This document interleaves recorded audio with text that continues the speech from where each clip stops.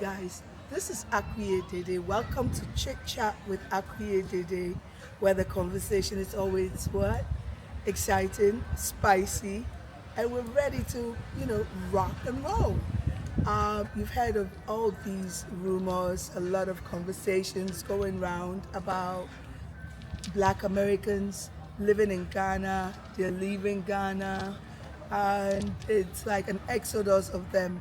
Why are they leaving? We don't even know why they're leaving. I can tell you why. They were not prepared for the culture shock. They were not prepared for the financial burdens. They were not prepared at all. Because what? When you go to Ghana or any country on a vacation, it's very different from when you move out there. Look, I was raised in Ghana at some point. I went to boarding school in Ghana. I am settled in the United States, but I can tell you now, I will not be moving back to Ghana permanently anytime soon because I'm not ready. You have to be mentally and psychologically ready. You have to know there's a big difference between living in the USA and living in Ghana. The USA is a developed country, but Ghana is a developing country. So you have to be, first of all, you have to have a job. You have to have a game plan. You have to know, you have to plan from plan A, B, C, D. What am I going to do in Ghana? Where am I going to live?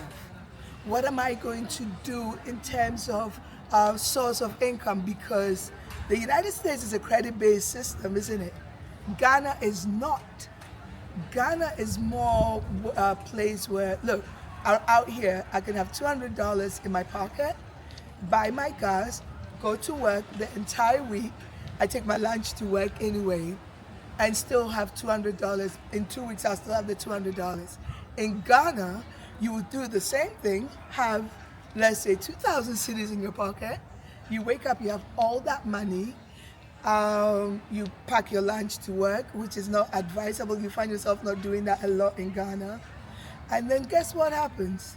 That same day, that 2,000 cedis will disappear and you ask yourself, what did I do with it? The cost of living in Ghana is very high. You cannot make that comparison. And then when you don't do your homework and you move out there, where are you going to stay? The places where you would love to stay are typically very expensive, where you meet the people that you partied with when you came, right? Remember the year of the return? People move to Ghana, all the romantic ideas about, oh, we're going to the motherland. When you go to visit and you're on vacation, the parties, the clubs, and people welcome you. Ghanaians are very hospitable until you run out of money, because you will run out of money.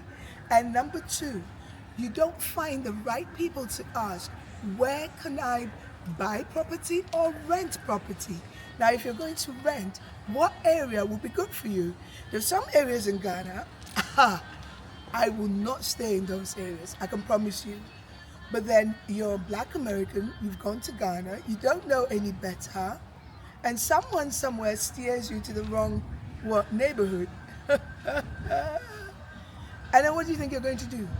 Do podcasting, content creation, for what? So you think you make money through that? Let me tell you, people in the villages are using their iPhones to do content creation. So what makes you think yours is going to be any special? You have to have a game plan.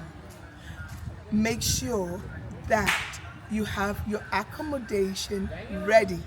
You have to make sure that you have a steady flow of income. If you don't have that, you have a problem. And then culturally, we're not the same. Listen to what I said initially. The United States is a developed country. Ghana is developing. So what do you think you're going to find? You're going to have power in terms of electricity issues. You're going to have water flow issues. You're going to have, we have paved roads, but it's not everywhere. And the places where your money or the income that you're bringing will be affordable for you to stay at will probably not have good what? They will not have good roads. So what are you going to do? You start getting depressed. Who are you going to talk to? Have a game plan. And this is why a lot of Black Americans are going back. They found out going there on vacation, the year of the return, you're going back, you're going to visit, you go to Elmina Castle, you go and see where the slave trade was, you go to visit the beaches. It's all beautiful until you sit down and say, oh, I'm coming back. Now ask yourself, why would you move to a country that you don't know anything about except when you've only gone on vacation? Or let's just say you've done your research, right? Do you have a steady flow of income? It's not a credit-based system. I've said that before. Do you know people? Are they genuine people? We have scammers in the States. We have scammers everywhere you go. But we have scammers in Ghana. They will scam. You know what? They will scam the hairs out of your nostrils and leave you reeling. And then the same people that met you, that were very nice to you, that were hospitable and opened their doors to you, when you run out of money and you call them, they will not call you back. Actually, they'll see your phone call, see your number, and they'll go, oh, it's that person again. I don't want anything to do with them. And then you will find, if you're female, which most of you are, you find that a lot of the Ghanaian men will rush on you. They're very sweet. You know what they're looking for? Documentation to move to where? To the United States. They don't want you in Ghana to stay with them. They want to come here. And they're they're different from the African Black American men, and they, to the point of being subservient. They'll do whatever you want to get those documents. They'll get you to marry them, and then you find out they probably have some Akosia, Abna, or Akuya girl somewhere waiting for them.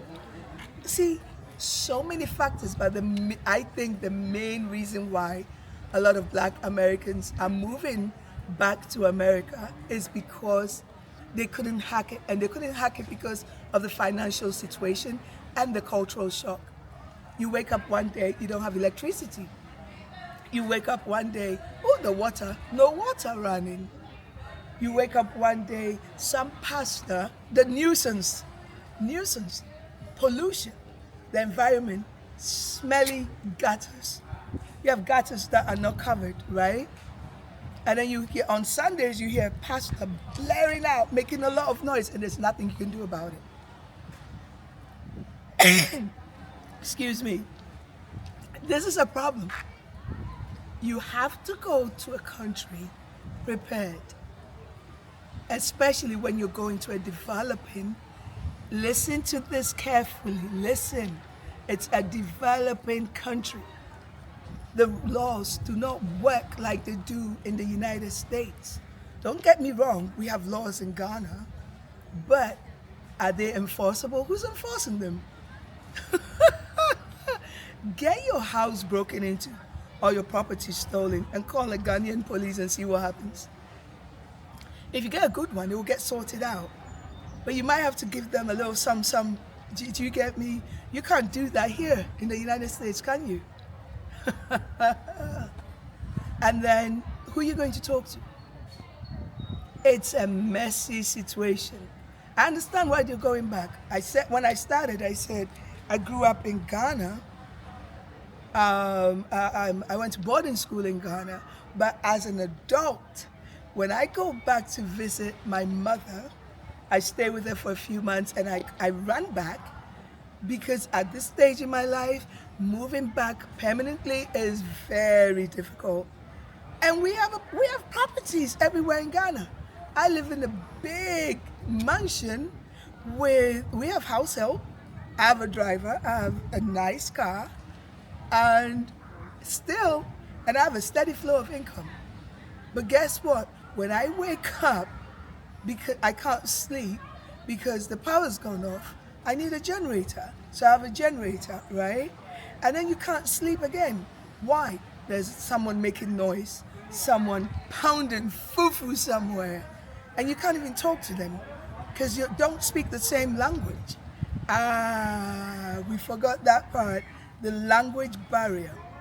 When you're in America, you forget how entitled you become and how you become used to a system that flows, that's organized, right? You get up, you shower, you dress up, and you go to work. If you want to go out to lunch with family and friends, it's very easy. But here in Ghana, it's different because, like I said, who did you make friends with when you moved out there? And what job are you going to do? Did you have a job? Have you noticed that in Ghana, there are a lot of educated people who are unemployed? They're all looking to make the next city or next dollar. So what do you think? Things are not the same as when you're here in the States. So, like I said, I understand why Black Americans are moving back. The romance is gone. The glam is gone. You came here. You went to Ghana without a solid plan. You can always go back. Ghanaians are very warm, very hospitable. But if you don't have a solid plan and you don't really understand the culture, forget about it. You're toast. Hi guys, drop a comment, subscribe. This is AkuyeDede with ChitChat. It's been real. We'll talk again about this. As you can see, I'm not in my usual studio. I'm at some beachfront place, some place in New Jersey. I'll be coming back to you. Take care and have fun. Bye.